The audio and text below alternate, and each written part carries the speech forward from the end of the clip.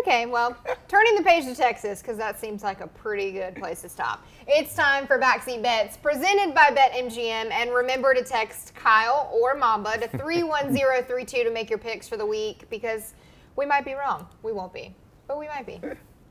We probably Never.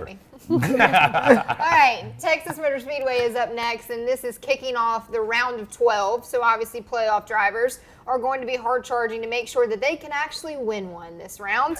So one driver who has momentum, not in the playoffs, and is also a Texas native. He's the latest winner in the NASCAR Cup Series, Chris Buescher, versus a driver who has yet to win this season. Close your ears. I love you so much. $1 million at this exact racetrack. What are we talking Wait a minute. Okay.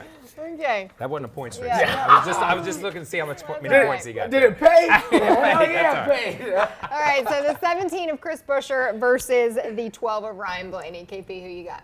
I'm going to take Buescher. Oh, Listen, Texas boy, going home after a big win, after a win. I mean, he beat everybody there. Yeah. It's not that Pocono win that he had, you know what I mean? And that's still a win. I give him that win no matter what, because by God, they put themselves in position. You can't belittle that. But this was a day that he ran up front and he outrun these guys. So I go with Chris Buescher. You're going with Christopher. I know Buescher. who you're going to. I mean, this is I'm pretty sure this chair right here is a 12 under it somewhere. It's going 12, man. Like he won. And they need it. Like they need a win. And he won here for the All-Star race, so we're good. Yeah, I like every time we talk about Ryan Blaney winning, we're getting farther and farther away. Remember when he won? Remember when he won? Yeah, I hear you. We need one. I know you do need one. You do need one. I give you that. well, I know that YRB won the $1 million at Texas, but everything's bigger in Texas, including momentum. I'm going with the 17 of Chris Buescher. Wow, you see how she really tied that whole thing together? Yeah, that was good. Almost had me in the first half, and then nope. That's what we like to do over here. The highs and lows of racing. All right, next up, now that the points have restacked, Chase Elliott is now in the lead for the round of 12 points versus Joey Logano, who has showed a spark of life here in these last couple of races. So we going with the 9 or the 22? I think I'm going with the 9. Yeah, I'm going with the 9. Okay. I honestly don't pick the 9 a whole lot on the show, so I'm going with the 9. Yeah. I picked a 22 all the time, so I'm going with Joey Logano. I think they this is an important race. Yeah, I for sure. think this first race in this round is an important race because of the 2 races that finish this round, the Roval and Talladega. And I think you've got to make a statement in this first race and grab as many points and do as much as you can in this first race. Yep. And I think Joey's one of those guys, we talked earlier, but one of those guys that's with a team and as a driver who can go to another place. So this one was tough for me because you see the likes of Joey Logano, who's gotten so good at the super speedways and has a lot of forward power helping him at Talladega next week. And then you see the like of Chase Elliott, who's become so good at the Roval and the road courses. But I'm going with the 22. Give me Logano at Texas. All right, next up, we have the reigning champ, who is on to the next round with the round of 12. And then possibly a champ favorite earlier in the season, but the one of Ross Chastain, who both Trackhouse cars made it to the round of 12. That is impressive. That is Justin impressive. Marks, we see you. Yeah. Yes. We like what we're seeing. So Kyle Larson versus Ross Chastain, Mamba. Whew. Ooh. Now, the interesting part about this one, KP, is neither one of them have really been, like, stout. Yeah.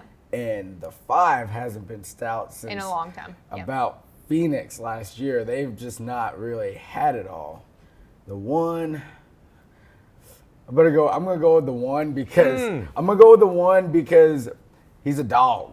Yeah. And he's trying to prove something. So. Yeah. I have a follow-up question to this. Keep going. Okay, I'm going with the 1. I'm going with Ross Chastain. Listen, I'll go anywhere with Ross Chastain. He's going to clear a path, and I'm going with him no matter what he goes. And I just want to say for the record, I watched the entire race at Bristol.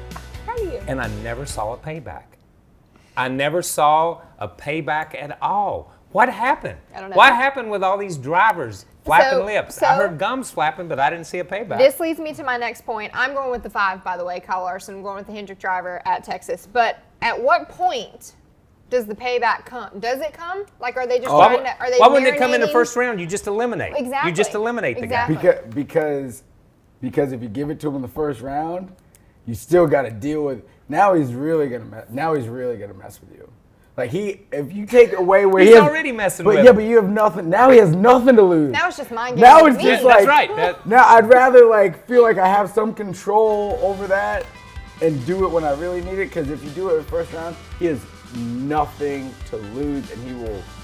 Let me just say that you give drivers way too much credit to think this thing out. To say, listen, Ross Chastain has got one thing on his mind, and it's number on his car and winning races, and that one thing is win, win, win. That's it. I mean, I don't see it. Where do you see him paying back? Talladega? Yeah, we're gonna get him on pit road, boys. Yeah, that's what I'm saying.